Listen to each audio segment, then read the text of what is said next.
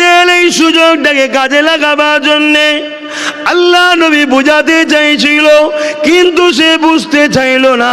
সে বলতে লাগলো, কোনোভাবেই শুনতে রাজি নয়, তোমার উপরে হামলা করা হবে, যদি তুমি লুকাতে পারো রোখো। এইভাবে অনেক লম্বা চওড়া কথা আমার নবী পাক সাহাবাদের কাতা সিধে করতে বললে, কেননা ডিফেন্স করা হলো ফরজ, কারোর উপরে জুলুম করা খারাপ। কেউ যদি আপনার উপরে জুলুম করে, ডিফেন্স আপনাকে করতে হবে। এই ডিফেন্স করাটা হলো ইসলামে ফরজ। জান বাঁচানো হলো ফরজ, নামাজ যেমন ফরজ, জান বাঁচানোটা তেমন ফরজ। কেউ মারবে, আপনি চুপ থাকবেন, এর নাম ইসলাম নয়। আপনি কাউকে মারবেন না, এর নাম হলো ইসলাম। কিন্তু আপনাকে কেউ যদি জুলুম করে, তাকে ডিফেন্স করতে হবে।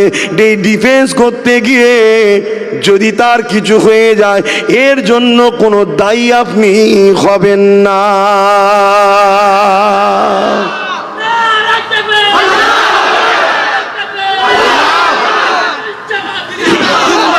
আজ বড় প্ল্যান চলছে, আমাদেরকে ডিফেন্স করাটাও ভুলিয়ে দিয়েছে। বুঝতে পারছেন না? আমাদের ঘরে ডিফেন্স করাটাও ভুলিয়ে দিয়েছে। আমাদেরই সমাজের মুসলিম সমাজের রেহনুমা ঘুরে বেড়ায়, তারা বলে বাবা সবর করো, তওবা করো, আল্লাহ আছে, দোয়া করো। কথা বুঝছেন না, বোঝেন না? এই একটা পরিকল্পনা, এই পরিকল্পনার ছোট্ট একটা নমুনা বলে যায়। হযরতে সালাউদ্দিন আইবি হুজুরের কাছে একদিন মেসেজ এলো, একটা খবর এলো যে একজন মানুষ এসেছে, বড় দরবেশ মানুষ, সুফি মানুষ, আল্লাহওয়ালা মানুষ। শুনছেন তো? লোক তার কাছে দিবানার মতো ছুটছে, প্রচুর মানুষ তার কাছে যাচ্ছে, তার কথাবার্তা মানুষ শুনে উন্মুগ্ধ হয়ে যাচ্ছে, খুব চর্চা হচ্ছে তার। হযরতে সালাউদ্দিন আইবি তিনি ছদ্মবেশে সেই মানুষটার কাছে গেল, গিয়ে জিজ্ঞেস করছে, হযরত, যদি ইসলামের ওপরে জালিমদের আঘাত শুরু হয়ে যায়, জুলুম করা শুরু করে, এই জায়গায় আমাদের কি করা দরকার? ওই সুফি দরবেশ তখন কি বলছে জানেন? বলছে সবর করে দোয়া করতে হবে। হযরতে সালাউদ্দিন আইবি তার হাত ধরে আঙুল কেটে দিয়েছে। ও লাফ মেরে উঠেছে, চিৎকার চেঁচামেচি শুরু করেছে। সালাউদ্দিন আইবি বলছে, বল তুই আসল কে? নিজের চেহারা যে ছদ্মবেশে গিয়েছিল প্রকাশ করে দিয়েছে, আসলে তুই কে বল। তথ্য বেরোচ্ছে তাকে ইহুদিরা সাজিয়ে পাঠিয়েছে যাতে করে মুসলিমদের অন্তরে অন্যায়ের প্রতিবাদ করার যে সংগ্রাম, ওটা যাতে বন্ধ করতে পারে। আজকে 100 বছর ধরে আমাদের পিছনে এই প্ল্যান চলছে। সবর করো, ধৈর্য ধরো, দোয়া করো, নামাজ পড়ো, এ চলছে না? চলে না? এই সব একটা পরিকল্পনার নাটক। হ্যাঁ, নামাজের সময় নামাজ, রোজার সময় রোজা, হকের সময় হকটাও তো বলতে হবে। হ্যাঁ, ইমামে হোসাইন হুজুরের নামাজ ছিল না? ইমামে হোসাইন হুজুরের রোজা ছিল না? ইমামে হোসাইন হুজুর কি বলে হজ করেনি? তাহলে কারবালায় কি করতে গেছিল? কথা কিছু বুঝছেন? আমাদেরকে পুরো প্যারালাইসিস টাইপের করে দিয়েছে। তরুণেরা, এমন নবী পাখির উম্মতিরা বারবার বিশ্ব জুড়ে ইসলামকে নিয়ে নানা রকম চক্রান্ত করা হয়েছে।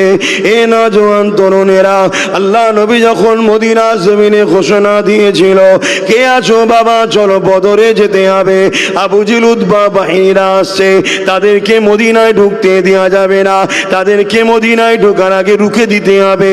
এই কথাটা শোনার সাথে সাথে এক বাড়িতে বাপ আর বেটার মধ্যে কথা কাটাকাটি শুরু হয়ে গেছে। কিসের কথা কাটাকাটি? এই কথা কাটাকাটি আল্লাহ ও রসুলের প্রেমের জন্য হতে লেগেছে। বাপ বলতে লেগেছে, বাবা ছেলেরে তুমি ঘরে থাকো, আমি বাপ রসুল্লাহর সাথে ওই আবু জেহেল বাহিনীকে রুখতে যাব। ছেলে বলতে লেগেছে, না আব্বা যান, আপনি ঘরে থাকেন, আমি রসুল্লাহর সাথে যাব। এ যুবকেরা, তরুণেরা, কি রকম ইমান তিনাদের ছিল দেখে। বাপ বলতে লেগেছে, আমি যাব, আর ছেলে বলতে লেগেছে আমি যাব। এই বিচারটা রাসূলুল্লাহর কাছে চলে এলো। আল্লাহ নবী সাহাবাদেরকে নিয়ে বসে আছে। ওই বাপ এসে বলতে লেগেছে, ইয়া রাসূলুল্লাহ, হাবিবাল্লাহ, আমার ছেলে আমার কথা শুনতে চায় না। আমি ছেলেকে বলতে লেগেছে আমি রাসূলুল্লাহর সাথে যাব। ছেলে বাইনা করছে না আমি যাব। আল্লাহ নবী বললেন, বাবা, এ আমার মুরব্বী সাহাবী রে, আপনি ঘরে থাকেন, আপনার যুবককে আমার সাথে যেতে দেন। কেন আপনার বয়স হয়েছে, ঘরে থাকেন। ওই মুরব্বীটা আসমানের দিকে মুখ করে বলে, এ আল্লাহ, কেন আমার বয়স হয়ে গেল? আমি যদি যুবক থাকতাম, ইসলামের প্রথম দিনটা হকের জন্য না এর জন্য রাসূলুল্লাহর পাশে দাঁড়াতাম, এটা আমার জন্য আখিরাত বড় কল্যাণময় হতো। এ যুবকেরা, তরুণেরা, প্রেমিকেরা, এই কথা দ্বারা কি বোঝাতে চাইছে? তারা নিজেদের জানকে আল্লাহর রাস্তায় দিবার জন্য রেষারেষি করত। আর তোমাকে আমাকে যদি বলা হয়, বাবারা, সামান্য দুনিয়া দুদিনের লোভ লালসাটা ছেড়ে দিয়ে আল্লাহ দিনকে বাঁচাবার জন্য নিজেরা নিজেদের পায়ে মজবুত হয়ে দাঁড়াও। আমাদের সময় নেই, যদিও সময় থাকে, সামান্য একটু লোভ দেখালেই বিক্রি হয়ে যাবে। কি গো, ভুল বলছি? আজকে এই জায়গাটা আমাদের হলো কেন? আমরা বিক্রি হয়ে তো আজকে এই জায়গায় এসে দাঁড়িয়েছি।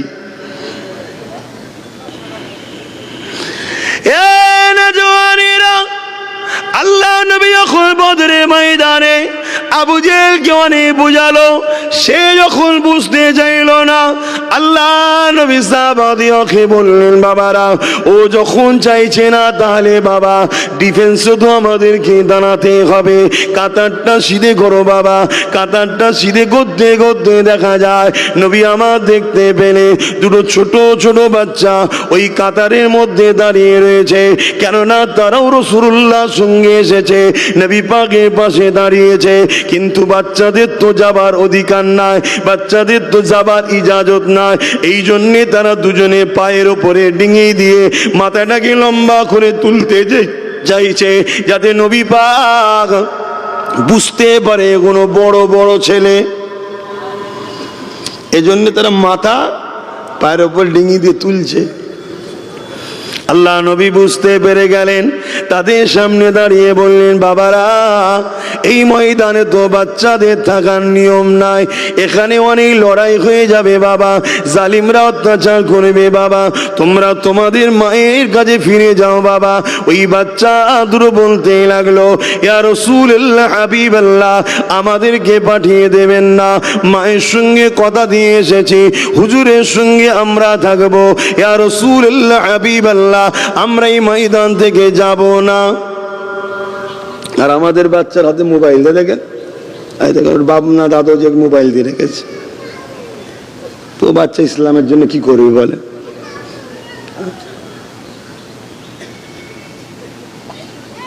আহা,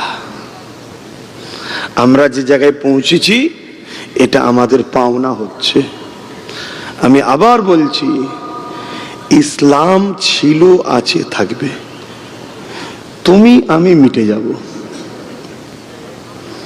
আল্লাহ নতুন একটা প্রজন্ম তৈরি করবে, তাদের হাতে ইসলামের দায়িত্ব আল্লাহ তুলে দেবে। জোরে বলুন সুবহানাল্লাহ। যারা ইসলামকে মিটাতে গেছে, হয় তাদের ঘরের থেকে নাই তাদেরকেই আল্লাহ ইসলামের ছায়াতলে নিয়ে চলে এসেছে।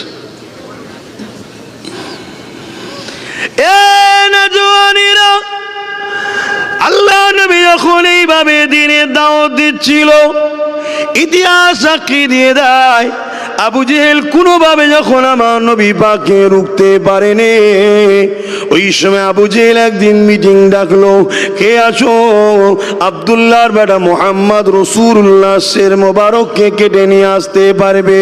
ওই মিটিংয়ে আব্দুল এমন করে, হযরত ওমর ফারুক তখন ছিল, তখন তিনি হযরত হয়নি, ওমরও হয়নি, তিনি দাঁড়িয়ে গিয়ে বলেছিল, এ আবু জেহেল, আমি পারবো, তবে তুমি কি দেবে বলো? অনেক লম্বা চওড়া কথা, অনেক কিছু দিবার অঙ্গীকার হয়েছিল। হযরতে উমর ঘোড়ার পিঠে উঠে বললে, যাবার সময় বলে গিয়েছিল আবু জেহেল 39 জন সবে কলেমা পড়েছে, সবে মাত্র 39 জন দিন ইসলামকে কবুল করেছে। এ আবু জেহেল 40 জন আর হতে দেব না, মুহাম্মদ রাসূলের শির মুবারককে কেটে নিয়ে আসবো। আল্লাহর ফেরেশতারা বলতে লেগেছে, এ আল্লাহ পাক, খাত্তাবের বেটা উমর দায়িত্ব নিয়েছে, সে তো বলছে 40 আর হতে দেব না। এ যুবকেরা, আমার আল্লাহ পাক তিনি কত ক্ষমতাশালী দেখুন। আমার আল্লাহ ফেরেশতাদেরকে জানিয়ে দিল, ওরে আমার ফেরেশতারে, খাত্তাবের বেটা উমরকে যেতে দে, যেতে দে। আমি আল্লাহ, ও বলছে 40 হতে দেব না, আমি আল্লাহ উমরকেই 40 বানিয়ে দেব। আরো জোরে বলুন সুবহান।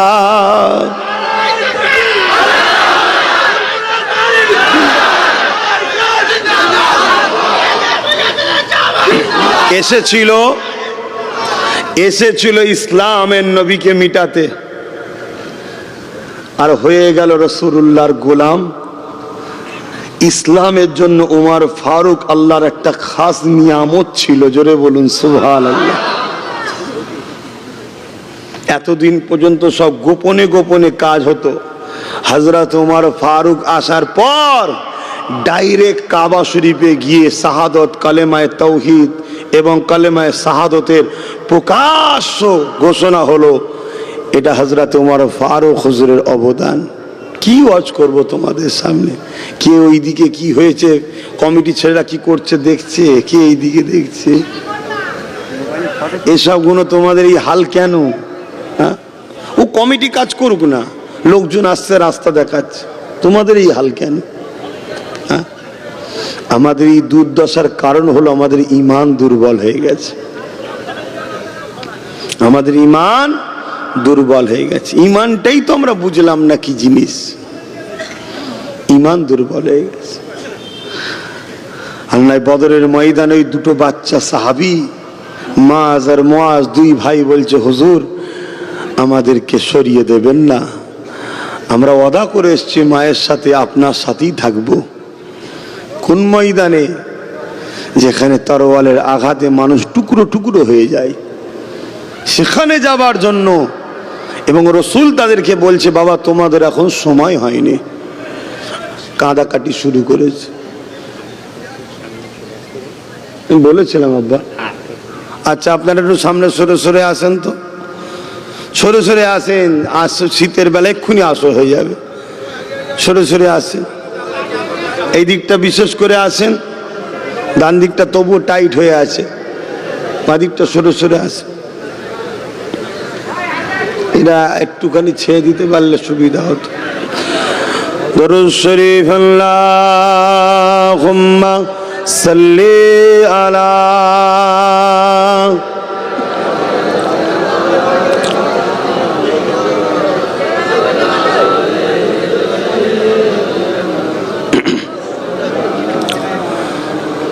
फलक पर चाँद जैसा है, नबी का नाम ऐसा है, दिलों से गम मिटाता है, मोहम्मद नाम ऐसा है।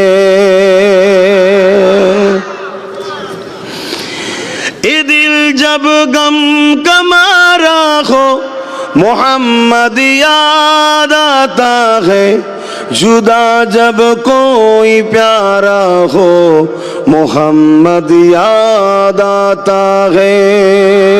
फलक पर चाँद जैसा है, नबी का नाम ऐसा है, दिलों से गम मिटाता है, मोहम्मद नाम ऐसा है। किसी का दिल दुखाओ ना, सताओ खल्क बारी को। কারো দিলে দুঃখ দেওয়া যাবে না, দিলে আল্লাহ কষ্ট পাবে। সে মুসলিম হোক, হিন্দু হোক, আদিবাসী হোক, যে কোনো ধর্মের হোক, কাউকে কষ্ট দেওয়া যাবে না। এর নাম ইসলাম। শুনছেন তো? কেন সবাই তো আল্লাহরই সৃষ্টি, কে মানছে কে মানছে না সেটা আল্লাহ তার সাথে বোঝাপড়া করে নেবে। আমরা মানতে পেরেছি, শুকরিয়া আদায় করে বলি আলহামদুলিল্লাহ, কিন্তু আরো মানার মতো তো মানতে হবে। তা আল্লাহ সৃষ্টিকে আঘাত দিলে আল্লাহ বেজার হবেন। किसी का दिल दुखाओ ना सताओ खल्क बारी को, मेहरबानी का हर रास्ता मदीने को ही जाता है, मेहरबानी का हर रास्ता मदीने को ही जाता है। फलक पर चाँद जैसा है नबी का नाम ऐसा है, दिलों से गम मिटाता है मोहम्मद नाम ऐसा है। अल्लाहुम्मा सल्ली अला।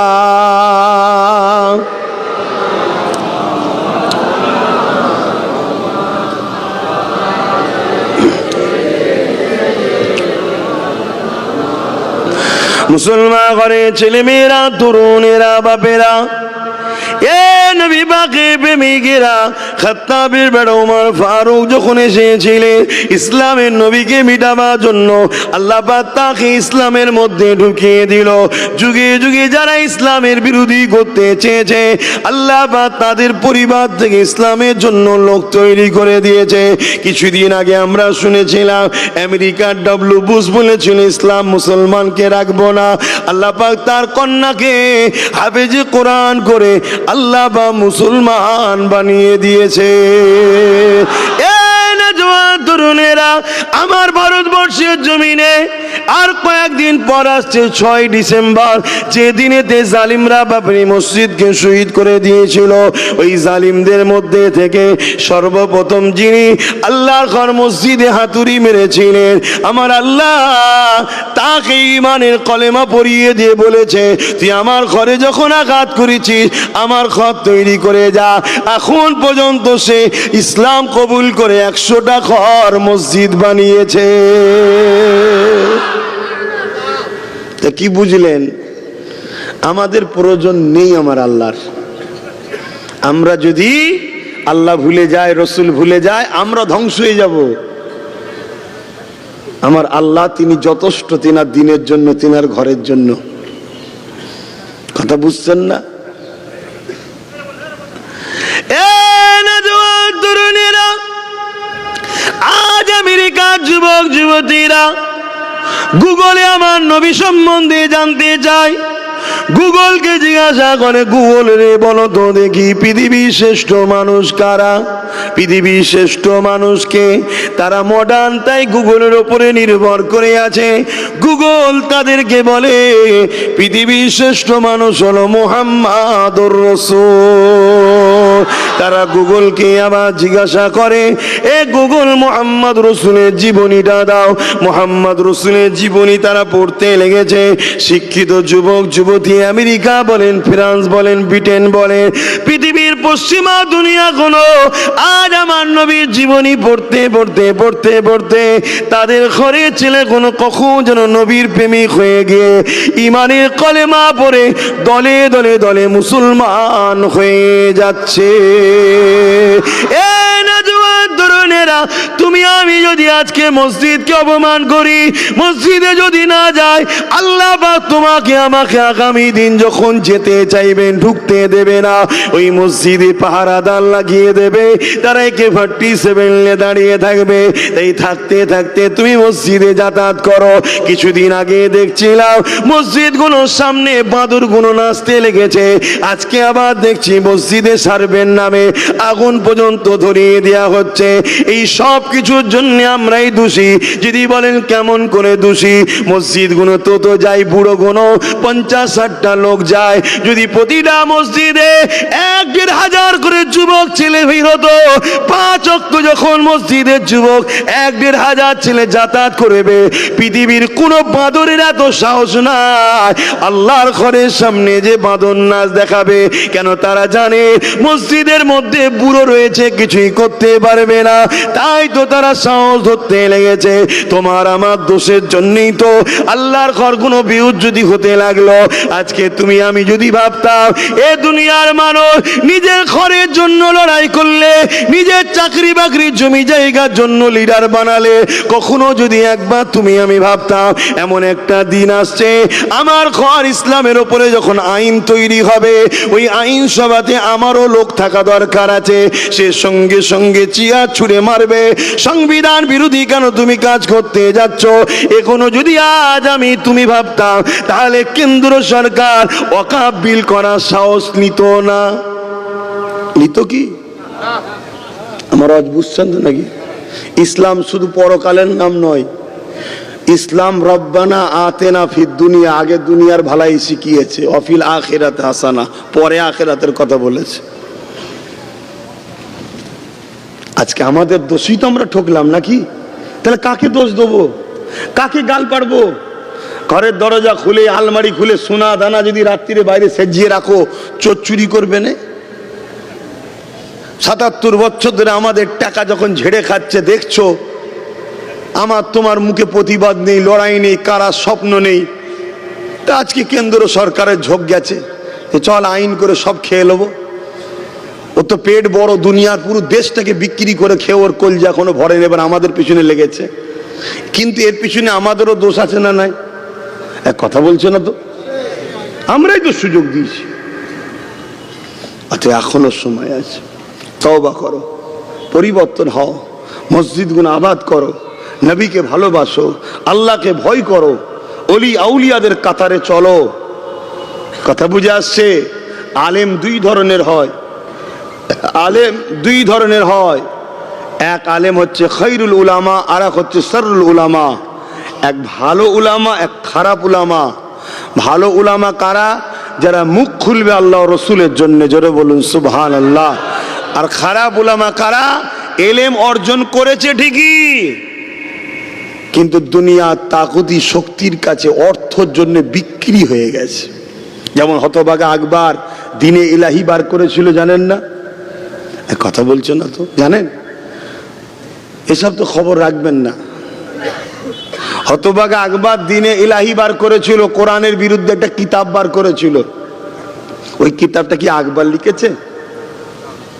ওই কিতাবটা লিখার জন্য আকবর টাকা খরচ করে মুফতি মৌলানাদের ঘরে হায়ার করেছে, ভাড়া করেছে, করে তাদের দ্বারা দিয়ে লিখিয়েছে। এরা হলো দুনিয়াদার উলামা, পয়সার লোভে লিখে গেছে। লিখে গিয়ে সব সময় আকবরের গুণগান গায়। কথা বুঝছেন না, বোঝেননি? এখন এরম চলছে না, চলে না? হ্যাঁ, চলছে। আকবর যদি কিছু ভুল করে ফেলে, মুসলমান যদি আওয়াজ তোলে, অমনি ওই মৌলানা কোনো সামনে দাঁড়িয়ে যায়, আরে ওটা এরকম নয়, ওটা এরকম, মশলা ঘুরিয়ে দিল। কেন? আকবরের তো লিয়েছে। আর নবীর পক্ষে যারা উলামা হবে তারা হলো ইমামে আজম আবু হানিফা নুমান বিন সাবিত, জোরে বলুন সুবহানাল্লাহ। জেলখানার মধ্যে নিয়ে চলে গেছে একটা ফতোয়াকে শুধু জায়েজ করাবার জন্য। লাস্টে জেলখানার মধ্যে হুজুর বিষ পান করিয়ে হুজুরকে শহীদ পর্যন্ত করে দেওয়া হয়েছে, জানতে দিয়েছে। তথাপিও বলেছে মশলা আমার বাপের নয়, মশলা আমার রাসূলুল্লাহর, জোরে বলুন সুবহানাল্লাহ। ইমামে মালিক রাহমাহুল্লাহ তিনাকে এত মার মেরেছে, পুরো শরীরে বেতের আঘাতের দাগ, ফেটে রক্ত বেরোতো শরীর দিয়ে। কথা বুঝে আসছে? তথাপিও তিনি বলেছেন শরীয়তের বিরুদ্ধে কোনো কাজ করা যাবে না। ইমাম বুখারী, তিনার উপরেও কত জুলুম হয়েছে, বুখারা শহর ছেড়ে দিয়ে চলে গেছে, তথাপিও রাসূলুল্লাহ দ্বীনের বিরুদ্ধে যায়নি। এরা হলো আল উলামা ওয়ারাসাতুল আম্বিয়া, জোরে বলুন সুবহানাল্লাহ। আসেন, আমি যে আলোচনা করতেছিলাম, আল্লাহ নবী নবী দয়া নবী যখন বদরের ময়দানে দাঁড়ালেন, একদিকে 1000-এর উপরে জালিম বাহিনী, অত্যাচার বাহিনীদের হাতে অস্ত্র রয়েছে, তীর রয়েছে, বল্লম রয়েছে, আর সাহাবা হুজুররা খাজুরের ডাল নিয়ে দাঁড়িয়ে আছে। মাত্র 313 জন, তার মধ্যে 2 জন ছোট ছোট বাচ্চা। কিসের জোরে ওই বাচ্চা দুটো এই ময়দানকে ছাড়তে চাইছে না, কাঁদতে লেগেছে। ইয়া রাসূলুল্লাহ, আমাকে এই নিয়ামত থেকে সরিয়ে দেবেন না, আমি আপনার পাশে দাঁড়াতে চাই। ইয়া রাসূলুল্লাহ, আপনি আমাকে পাঠিয়ে দেবেন না, আম্মাকে বলে এসেছি। আল্লাহ নবী বাচ্চা দুটোর বাইনা দেখে, কান্না দেখে বড় ভাইকে ইজাজতটা দিয়ে দিল, ঠিক আছে একজন থাকো বড়, আর একজন ঘরে চলে যাও। ওই সময় ছোট ভাইটা আসমানের দিকে মুখ করে বলে, এ আল্লাহ, কেন আপনি আমাকে ছোট করলেন? আজ আমি যদি বড় হতাম রাসূলুল্লাহ সঙ্গে আপনার জন্য, দিনের জন্য, হুজুরের জন্য জালিমদের মোকাবেলায় দাঁড়াতে পারতাম।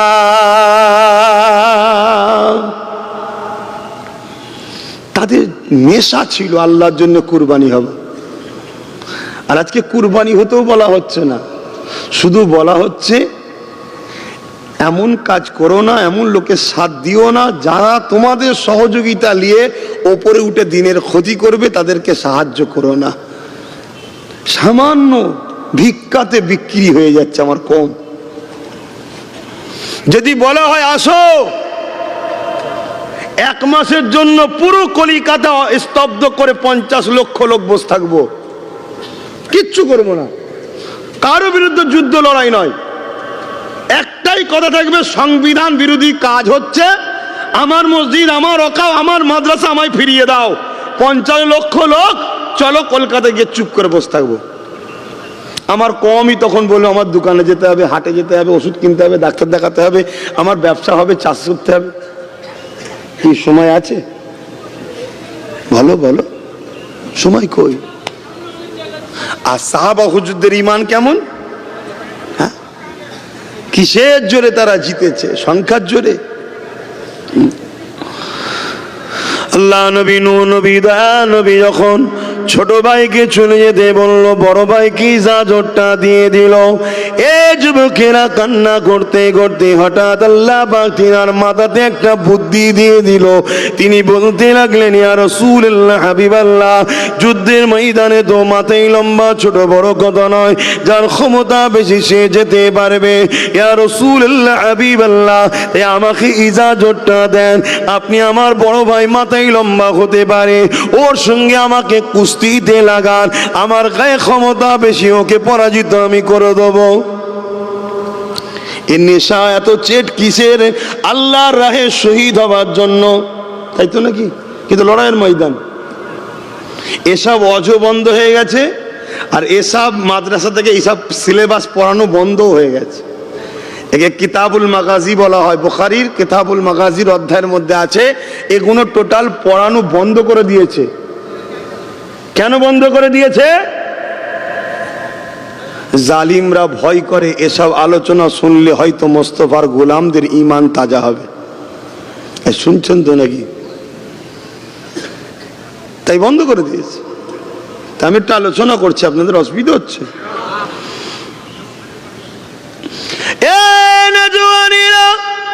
আল্লাহ নবী মুচকি হাসিলেন। নবী আমার বুঝতে তো পেরেছেন, তাই নবী আমার সাহাবাদেরকে বললেন, বাবারা দেখো বাবা, এদের কত ইচ্ছা আল্লাহর জন্য নিজেকে কুরবানি করার। ঠিক আছে, তুমি যখন বলছো কুস্তিটা লেগে যাও। দু ভাই কুস্তি শুরু হয়ে গেল। ছোট ভাই বড় ভাইকে ইশারা করতে লাগলো, ভাই আল্লাহ নবী তো তোমাকে ইজাজত দিয়ে দিয়েছে, তুমি তো কিয়ামতের দিন পেয়ে যাবে নাজাত। নবীর সঙ্গে ইসলামের জন্য তুমি হকের পক্ষে দাঁড়িয়েছিলে, আমার রাস্তাটা কেন তুমি রুখবে ভাই? এই তুমি ইচ্ছা করে হেরে যাও, আমার জন্য রাস্তাটা ক্লিয়ার করে দাও।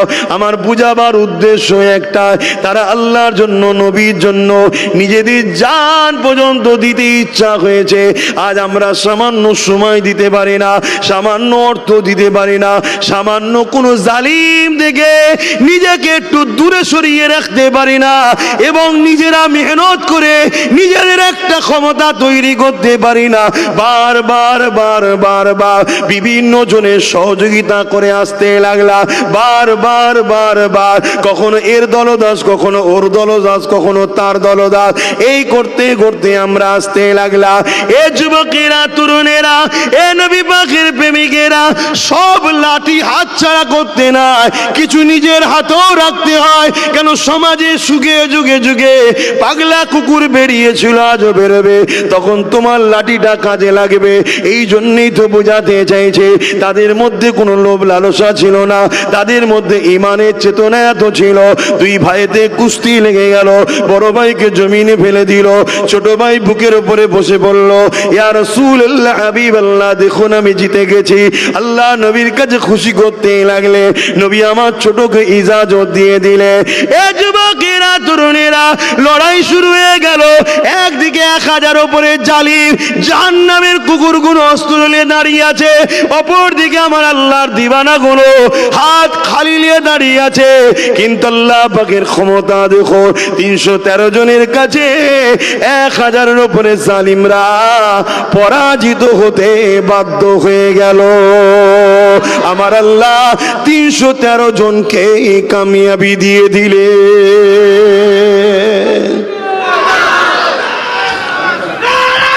আল্লাহ, এ থেকে আমরা কি শিক্ষা পেলাম?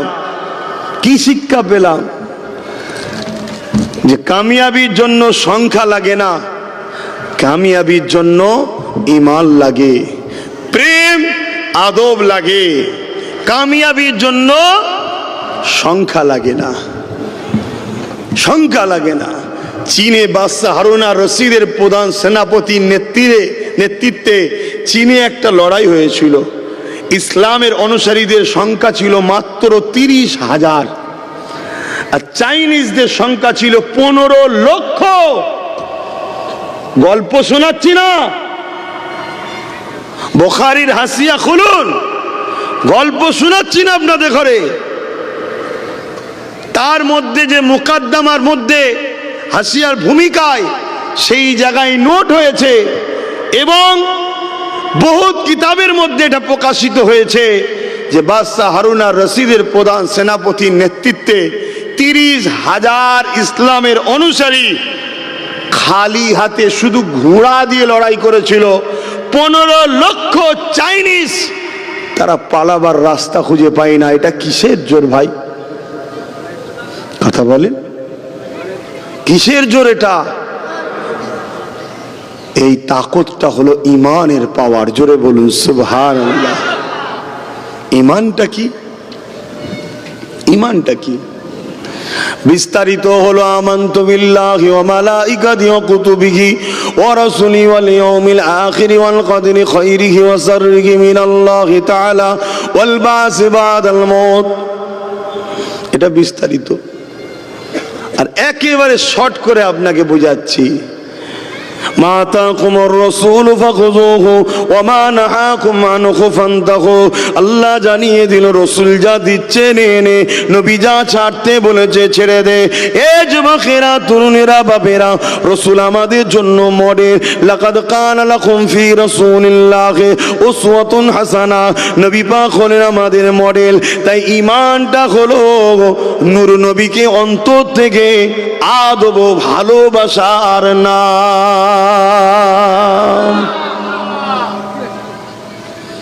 এটা যার যত বেশি আছে তার ঈমান তত বেশি আছে।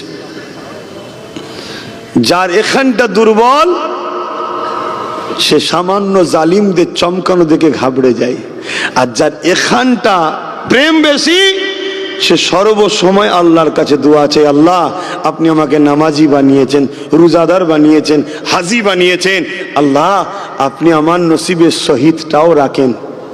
কি রাখেন? শহীদ।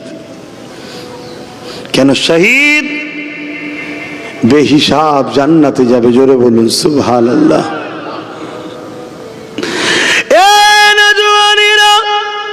আল্লাহ বাজারে কিয়ামত করবেন, জান্নাতীরা জান্নাতে চলে যাবে, জাহান্নামীরা জাহান্নামে চলে যাবে।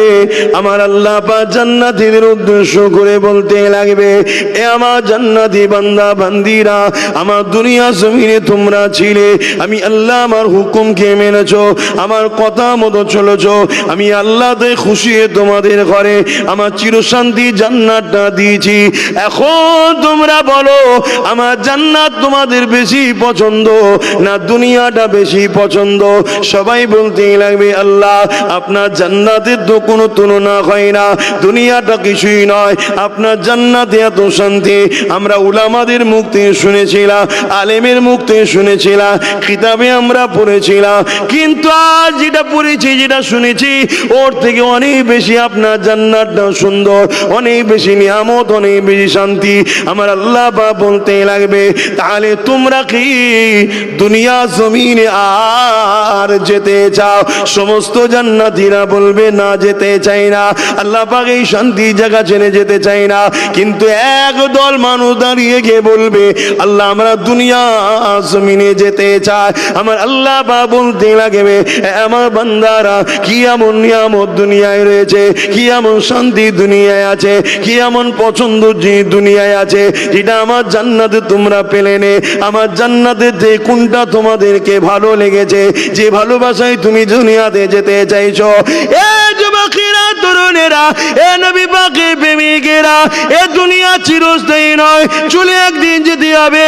ওই সময় বান্দা গুলো বলতে লাগবে, এ আল্লাহ পাক দুনিয়া জমিনে আপনার পক্ষে থাকার জন্য, ন্যায়ের পক্ষে থাকার জন্য, ইনসাফের পক্ষে থাকার জন্য, রাসূলুল্লাহর পক্ষে থাকার জন্য, হক কথা বলার জন্য, জালিমরা যখন জুলুম করতে এসেছিল তাদের ডিফেন্সে আমরা নেমেছিলাম। আল্লাহ তাদের তরোয়ালের আঘাতে, তাদের বুলেটের আঘাতে, তাদের বোমের আঘাতে আমাদের শরীরগুলো যখন ছিন্ন বিচ্ছিন্ন হতে লেগেছিল, ওই সময় ভাবতে লেগেছিলাম যে আল্লাহ জান দিয়েছে, ওই আল্লাহর জন্যে আমি জানটা দিয়ে দিলাম, এর থেকে বড় মৃত্যু আর কি হতে পারে? ওই যে মজা, ওই যে মৃত্যুর সময় মজাটা লেগেছিল যে আল্লাহর জন্যে আমরা মরলাম, এই সময়ের মতো শান্তি মজা আপনার জান্নাতেও না। আরো জোরে বলুন সুবহান আল্লাহ।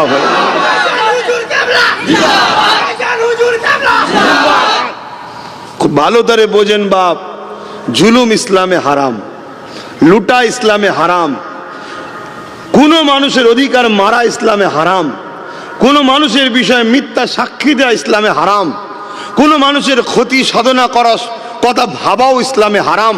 সে তোমার ধর্মের হোক আর নাই হোক, অন্য ধর্মের মানুষের সঙ্গেও খারাপ ব্যবহার করা হারাম। কিন্তু নিজের জান বাঁচানো ফরজ। শুনছেন তো নাকি? কিন্তু হায় হায় আমার কম, আজকে তো আমরা প্যারালাইসিস রোগীর থেকেও খারাপ হয়ে গেছি। যারা সোজা হয়ে দাঁড়াবার উপযুক্ত নয় আমাদের সামনে, আজকে তারা বড় বড় কথা বলে চলে যাচ্ছে। যারা সোজা হয়ে দাঁড়াবার ক্ষমতা রাখে না, তারা আজকে আমাদেরকে ঘাড় ধরে বার করে দিবার কথা বলে। এর জন্য দোষী তুমি, আমি, বাপ, ভাই, মা, বোন। কেন? তুমি আমি মূল স্রোত থেকে সরে গেছি। মূল স্রোত হলো মুহাম্মাদুর রাসূল সাল্লাল্লাহু আলাইহি সাল্লাম। বড় প্ল্যান করে আমাদেরকে সরানো হয়েছে। কেউ কোরআন দেখিয়ে সরিয়েছে, কেউ নামাজ দেখিয়ে সরিয়েছে, কেউ দাড়ি টুপি দেখিয়ে সরিয়েছে, কেউ হজ দেখিয়ে সরিয়েছে, আবার কেউ ভণ্ড সেকুলার গুণকে দেখিয়েও সরিয়ে দিয়েছে আমাদের ঘরে। আমরা বোকার মতো হুজুরকে ছেড়ে দিয়ে আজকে দিশেহারা হয়ে গেলাম। মনে রাখবেন, আল্লাহ আর আমাদের বীজখানে মোহাম্মদ রসুল আছে। জোরে বলুন সুবহানাল্লাহ। মোহাম্মদ রসুলকে আল্লাহ পাঠিয়েছেন আমাদের সঙ্গে আল্লাহর সম্পর্ক তৈরি করার জন্য। জোরে বলুন সুবহানাল্লাহ। অতএব নবীর কদমে আমাদেরকে যেতে হবে, নবীর মহব্বত, নবীর আদব আমাদের হৃদয়ে বাড়াতে হবে। তবে আমরা এই বিপদ থেকে উদ্ধার হব, যেটা আমাদের জন্য ঈমান হবে। কথা কিছু বুঝতে পারছেন? অনেকে বলবে ধর্মকে বাঁচাবার জন্য তরোয়াল ঘরে ঘরে রাখো। অনেকে বলবে ধর্মকে বাঁচাবার জন্য সন্তান বেশি বেশি করে লাও। এসব জ্ঞানের খবর আমাদের কাছে নয়। আমি একজন ইসলামের ঘরে সন্তান হিসেবে বলি, ধর্মকে বাঁচাবার জন্য অস্ত্র লাগে না, তরোয়ালকে লাগে না। সন্তান কম বাড়াবার জন্য মেয়েদের ঘরে মেশিন বানাতে লাগবে না। সন্তান তৈরি করার মেশিন বানাবার দরকার নেই মায়েদের ঘরে। ধর্মকে বাঁচাবার জন্য নিজেকে তোমার ধর্মের নবী মুহাম্মদ রসুলের সুন্নতে জীবন গড়ো, আদর্শ তৈরি করো। এতেই তোমার ধর্ম দ্রুত খুশবু ছড়াবে। জোরে বলুন সুবহানাল্লাহ। এটা কোনো টয়লেট নয়, এটা ইসলাম। কথা মাথায় ঢুকছে না? ঢোকেনি? আচ্ছা, আতর, আতর একে যত লাড়া দিয়েছে যুগে যুগে, এর খুশবু তত মানুষের নাকে নাকে গেছে, আর মানুষ খুশবু শুকতে শুকতে শুকতে শুকতে মুহাম্মদ রসুলের গোলাম হয়ে গেছে। জোরে বলুন সুবহানাল্লাহ। এটা কোনো দুর্গন্ধ নয়, এটা সুগন্ধ। তাই যত ইসলামের পিছনে লাগবে, মনে রাখবেন মায়ের পেটের বাচ্চা পাওয়ার আগে একটা ব্যথার দরকার হয়। ব্যথা যত বাড়বে জানবেন বাচ্চা তাড়াতাড়ি আসবে, ফুটফুটে একটা সন্তান আপনি তোহফা পাবেন। তাই ইসলামের ওপরে যত ব্যথা বাড়বে মনে রাখবেন ফুটফুটে সন্তান নতুন নতুন করে আবার ইসলামে ঢুকবে। জোরে বলুন সুবহানাল্লাহ, আরো জোরে বলুন সুবহানাল্লাহ। এতে ঘাবড়াবার কিছু নেই। কিন্তু সমস্যা আবার ঘুরিয়ে বলছি, আমাদের ভুলের জন্য আমাদের বাচ্চা, আমাদের পরিবারদের অনেকের রক্ত ঝরবে আমাদের ভুলের জন্য। আমাদের ভুলটা কি? আমরা মুহাম্মদ রসুলকে ছেড়ে দিয়েছি। আমরা একে লিডার বানিয়েছি, ওকে লিডার বানিয়েছি, ওকে ইমাম বানিয়েছি, ওকে এই করেছি। আরে আমাদের তো একজনই সব কিছু, মুহাম্মদ রসুল সাল্লাল্লাহু আলাইহি সাল্লাম। দ্বিতীয় কাউকে তো আল্লাহ মডেল করেনি। হুজুরের পক্ষে যে আমরা তার পক্ষে, নবীর পক্ষে যে নয় আমরা তার পক্ষে নয়। এই আকীদার উপরে তো আমরা থাকতে পারলাম না। আমরা কখনো কারো কোরআন পড়া দেখে তার বিশ্বাস করেছি, কখনো কার একটু মিষ্টি কথা শুনে, সেকুলার কথা শুনে তার উপরে বিশ্বাস করে নিয়েছি, কখনো কারো সুন্দর দাড়ি টুপি জুব্বা দেখে তার উপরে বিশ্বাস করে নিয়েছি। আরে এখনো শরিয়াতের ইউনিফর্ম, আসল জিনিসটা দেখো। তার মধ্যে তোমার হুজুর কোথায় আছে? তার মধ্যে তোমার হুজুরের ভক্তি, তোমার হুজুরের আদব, তোমার হুজুরের প্রেম, তোমার হুজুরের ভালোবাসা তার অন্তরে কোন জায়গায় আছে দেখো। যে তোমার হুজুরের নয়, তুমি যদি তার হতে চাও সে তোমায় লুটবে লুটবে লুটবে। আর যে তোমার হুজুরের হবে মনে রেখে দিও, সে কখনো গাদ্দার হবে না। কিন্তু আজকে সে রাস্তা তো আমরা ধরতে পারিনি। এটা নামাও না, একটু কমাও, কমিয়ে দাও। কথা বুঝছেন তো ভাই? আমার কথাই কি আপনাদের অসুবিধা হচ্ছে? আমি একটা জিনিস বুঝাতে চাইছি।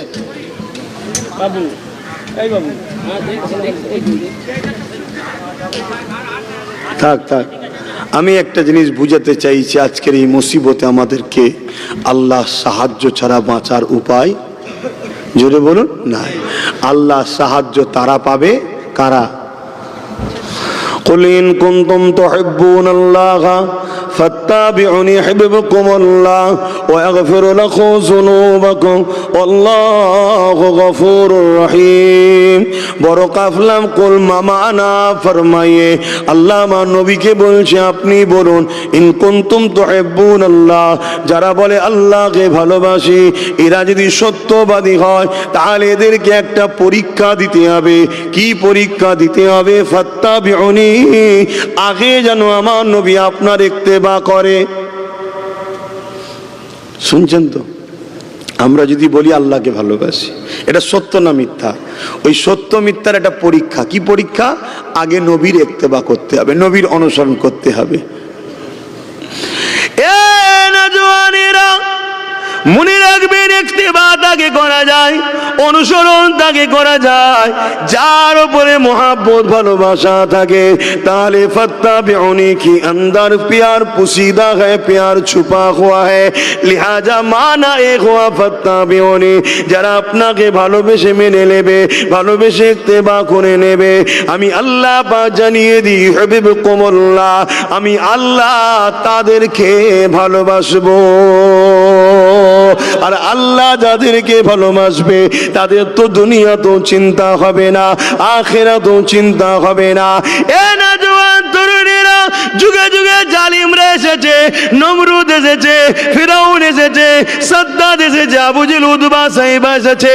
যুগে যুগে তারা চেষ্টা করেছে ইসলামের উপরে আঘাত দিবার, কিন্তু মনে রাখবেন অল্প সংখ্যক মানুষ নিয়ে আমার আল্লাহ পাক তিনার দিনকে তাদের দ্বারা হিফাজত করেছে। এই বিষয়ে আর একটা নমুনা বলে দিয়ে যায়। হযরত আবু বকর সিদ্দিক যখন খলিফাতুল মুসলিমিন হলেন, ওই সময় একটা ব্যক্তি মুসাইলামাতুল কাজ্জাব নামে সে মিথ্যা নবী দাবি করে বসলো।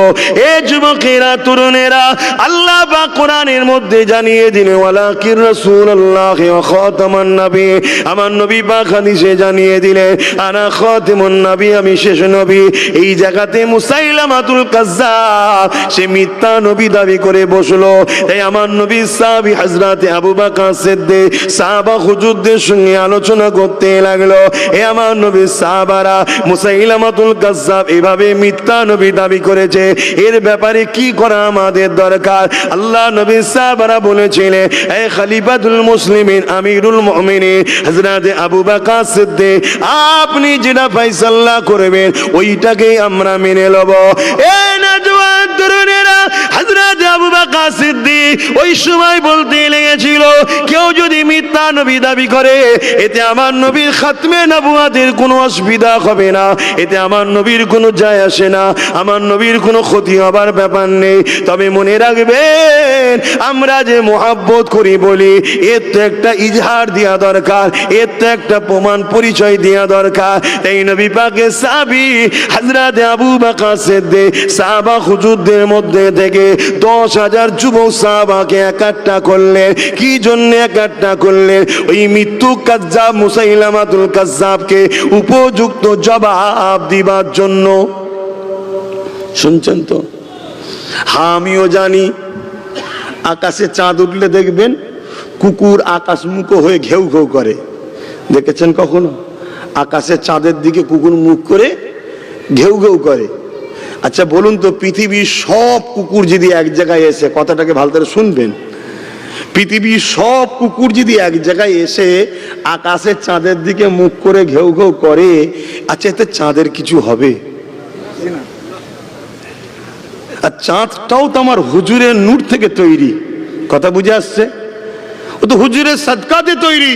যদি পৃথিবীর সব কুকুর ডেকে যদি চাঁদের কিছু না হয়, তাহলে এটাও জানি পৃথিবীর সমস্ত মানব রূপী কুকুরগুলো আমার নবীর পিছনে ঘেউ ঘেউ করে, আমার নবীর কিচ্ছু হবে না। জোরে বলুন সুবহানাল্লাহ, আরো জোরে বলুন সুবহানাল্লাহ। কিন্তু আল্লাহু আকবার, কিন্তু আমাদের একটা ভালোবাসার ইজহার দেখানো দরকার আছে না নাই? যে আমরা ভালোবাসি, এই দরকার আছে না নাই?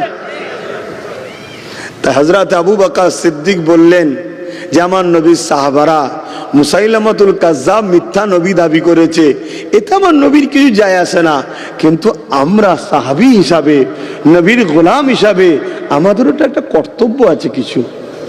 তা 10,000 যুবক সাহাবাকে ঠিক করলেন। আর মুসাইলামাতুল কাজ্জাবকে লাগিয়েছিল কারা? বিদেশি শক্তি, ইহুদি খ্রিস্টানরা সাথ দিয়েছিল, 90,000 সৈন্য তৈরি করেছিল।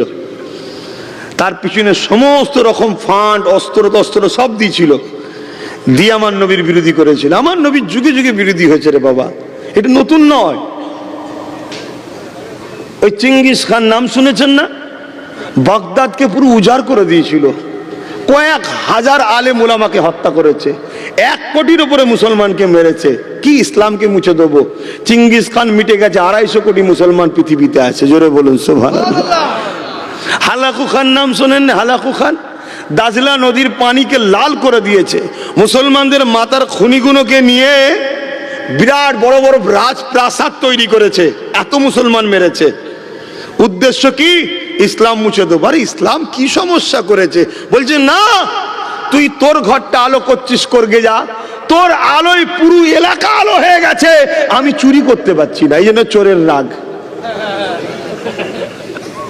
দেখছেন না টিভিতে ডিবেট হচ্ছে, লা ইলাহা ইল্লাল্লাহ, শয়তানদের মুখে উচ্চারণও তো হয় না, খোদার গজব দেখেন কেমন, কিন্তু বলতে যাচ্ছে লা ইলাহা ইল্লাল্লাহু মুহাম্মদ রাসূলুল্লাহ, নেই কোনো ইলাহা এক আল্লাহ ছাড়া। দেখছেন না ডিবেট করছে, করতে গিয়ে বলছে এক আল্লাহ ছাড়া কোনো উপাস্য নেই, ঘরে বলকে যাও, বাইরে বলছো কেন? কিছু বুঝছেন না, বোঝেন না?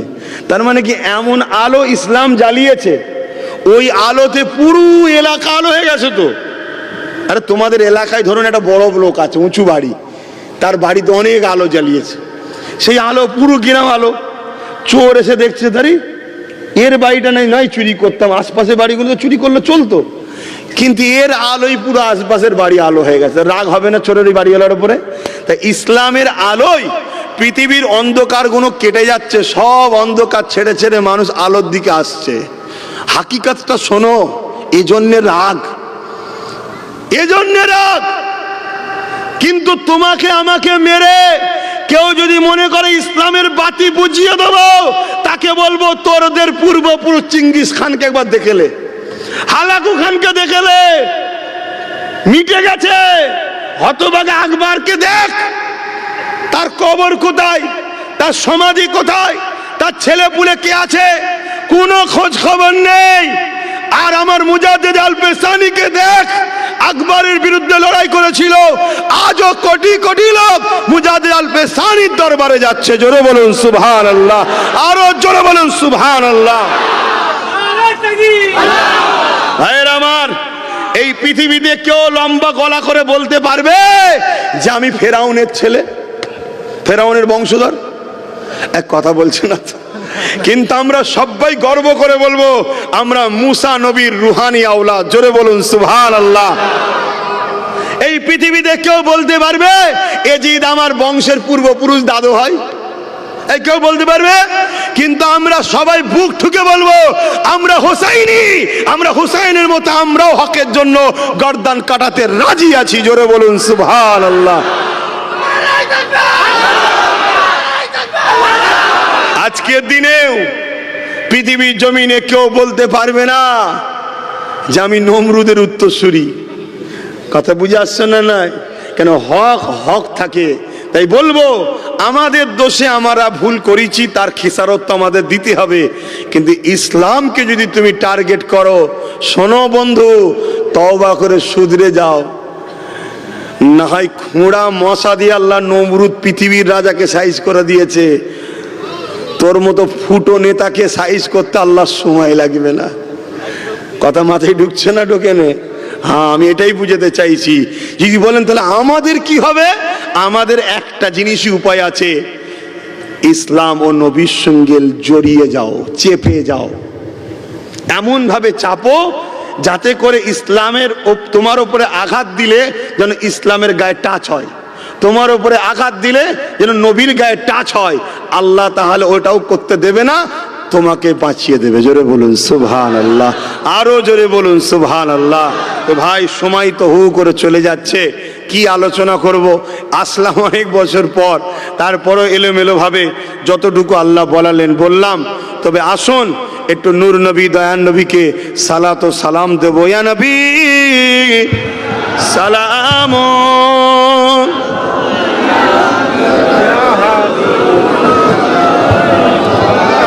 থাক থাক।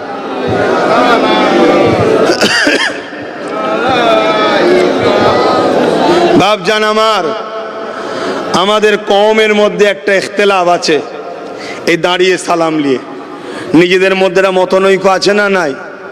এক কথা বলেন। এ বাবু, এরম করছো কেন? যাও, এত ভালো জিনিস না, এটা ধর্মসভা। যখন জনসভায় আসবো তখন করবে, কিছু বলবো না। জানেন তো নাকি আমি আর একটা কাজ করি, হারাম করি নাকি? হ্যাঁ, আজকে যদি আমার কথা মানতে কত ভালো হতো না? যদি আমাদের বেশ কিছু থাকতো লড়াই ভালো হতো না হতো নি, কিন্তু বুঝবে পরে, পরে বুঝবে, তখন উপায় থাকবে না হয়তো। যাক, আল্লাহ আমাদেরকে হিদায়েত করুক, বলুন আমিন। আরে বাপ, লুহা না হলে লুহা কাটা যায় না, মুফতি না হলে মুফতির মতোয়া কাটা যায় না। একটা মুফতি ফতোয়া দেবার, চাওয়ালা যদি বলে ভুল হয়েছে, লোক চাওয়ালাকে পিটবে, সত্যি যদি ভুল হয়ে থাকে তাও পিটবে। মুফতি সাহেব বলেছে না, কিন্তু আর একজন মুফতি যদি বলে এটা ভুল হয়েছে, তাহলে কিন্তু দম থাকবে, তাই না? তা ঠিক তেমনই লুহা না হলে লুহা কাটতে পারে না। তাহলে একটা জায়গায় আইন তৈরি হচ্ছে, 2024 অ্যাক্টের নামে ওয়াকাফকে ঝেড়ে নেবো, এই তো সারাংশ কথা। তো এই আইনটা রুকার জন্য বাইরে থেকে শুধু চিল্লালে হবে? ওই আইনটাকে রুকার জন্য ওখানে যদি আমাদের লোক থাকতো, পুরো দেশ জুড়ে গোটা 20-30ও যদি থাকতো, থাক না 200-500, তোদের অসুবিধে নেই, গোটা 30 ইমানদারি যথেষ্ট। শুনছেন না শোনেননি? মাত্র চেয়ার ছুঁড়ে মাথায়, সংবিধান বিরোধী কাজ করবি কেন? কি করতো না? কিন্তু আমাদের আছে? নেই তো। আমরা যেগুলোকে আপন মনে করেছি সব ঘোলা আন্ডা, ঘোলা আন্ডা, সব ঘোলা। হাতির দেখাবার দাঁত আলাদা, চিবোবার দাঁত আলাদা। এইসব দাঁত দেখিয়েছে এক, এখন কাজ করছে আর এক। সব রসুন দেখেছেন, বাড়িতে রসুন রান্না হয় না? রসুন খান তো নাকি? ওই রসুনে দেখবেন, আজকে ঘরে গিয়ে ভালো করে দেখবেন আমার কথাটা, রসুনের মাথাগুলো দেখবেন বিভিন্ন সরে সরে কম বেশি থাকে, আলাদা আলাদা থাকে, কোনটা আগে কোনটা পিছনে, কথা বুঝে আসছে? কোন রসুনটা একটু বেশি লম্বা, তাই মাথাগুলো একটু উল্টো পাল্টা থাকে, কিন্তু নিচের দিকটা দেখবেন সব এক, কিছু মাথায় ঢুকছে না, ঢোকে না। অতএব এদের সবাইয়ের মাথা এই এক জায়গায়, কথা মাথায় ঢুকছে? হ্যাঁ। কেউ কড়া ভাষা বলি একদলকে বোকা বানিয়ে লুটছে, তারা কি খাবে আগামী দিন কোনো ঠিকই নেই। জিনিসপত্র যা দাম বাড়ছে, কি খাবে কোনো ঠিক নেই। এমন পাগলার মতো নেশা ধরে গেছে, বলছে আমি বিধবা হব, সতীনের ঘর করতে দেবো না। কিছু বুঝতে পারছেন না? মানে স্বামী মরে যাই, মরে যাক। আরে স্বামী মরে গেলে তুই তো বিধবা হয়ে যাবি রে। জিনিসপত্রের দাম বাড়লে তুই খাবি কি? বলছে আমি না খেতে পাই তাও ভালো, মুসলমানদের থাকতে দেবো না। নেশা এত যোদ্ধ হয়ে গেছে, কথা বুঝছেন তো নাকি? হ্যাঁ, এ ঘোর কেটে যাবে, এ ঘোর কেটে যাবে, চিন্তা করেননি। কথা বুঝে আসছে? শুধু আমাদের ঘরে একটাই জিনিস করতে হবে, কি? আল্লাহ জিনাকে আমাদের জন্য মডেল করেছে, দয়ান নবী, নূর নবী, হায়াতুন নবী, শাফাআতুন নবী, কামলিওয়ালার সুন্নতে জীবন গড়ো। তিনি যেটা করেছে সেটা করো, সেই রাস্তায় ফিরে আসো, সব দেখবেন ঘোর কেটে যাবে। তো যাক, এখন এই যে সালাম দেবো, সালাম দিবার হুকুম আল্লাহ দিয়েছে। কোরআনের মধ্যে আল্লাহ বলছেন সল্লু, দরুদ পড়ো, ওয়াসাল্লিমু, সালাম দাও। এবং দরুদের থেকে সালামকে আল্লাহ বেশি গুরুত্ব দিয়েছে। তাই সালামের বেলায় আল্লাহ বলেছে তাসলিমা, মামানা, সব থেকে উত্তম ভক্তি, ভালোবাসা, আদবের সাথে দিবার মতো করে দাও। জোরে বলুন সুবহানাল্লাহ। তাই কেউ যদি বসে সালাম দেয়, তাহলে আমাদের কোনো ফতোয়া নাই, শুনছেন তো নাকি? তার বিরুদ্ধে কোনো ফতোয়া নয় যে ও বসে সালাম দিয়েছে, ও বেঈমান হয়ে গেছে, ও জালিম টালিম, ইটা সিটা না। ওর প্রেম ওর কাছে, এটা তো প্রেমের ব্যাপার, এটা তো আদবের ব্যাপার, এটা তো ভক্তির ব্যাপার। কে কিভাবে প্রেম করবে, ভক্তি করবে, তার পছন্দ। অতএব সে বসে দেবে, তার পছন্দ। আর আমরা দাঁড়িয়ে দেবো, এটা আমাদের পছন্দ, আমাদের ভক্তি। কথা বুঝে আসছে? কিন্তু কেউ যদি বসে দেয় ফতোয়া, তার বিষয় আমাদের নাই। কিন্তু আমাদের দাঁড়ানোতে কেউ সমালোচনা যদি করে, তাকে ইসলামের ভাষায় মুনাফেক বলা হয়। ইসলামের ভাষায় কি বলা হয়? মুনাফেক। কেন মুনাফেক? কেন নবীর প্রেম ও আদবের জন্য যে দাঁড়ায়, সেখানে বাধা দিবার তোমার অধিকার নাই। সাহাবা হুজুররা, আমার নবী থুতু ফেলবে, সাহাবা হুজুররা হাত পাচ্ছে, নিয়ে মুখে চেহারায় মাখছে। আল্লাহর কোরআনেরও কোনো জায়গায় নাই, হাদিস পাকেরও কোনো জায়গায় ছিল নাই যে নবী বলেছে তোমরা আমার থুতুলে মুখে মাখো। আল্লাহ নবী উজু করবেন, সাহাবা হুজুররা হাত পাচ্ছেন, পানি লেবে, কুল্লির পানি।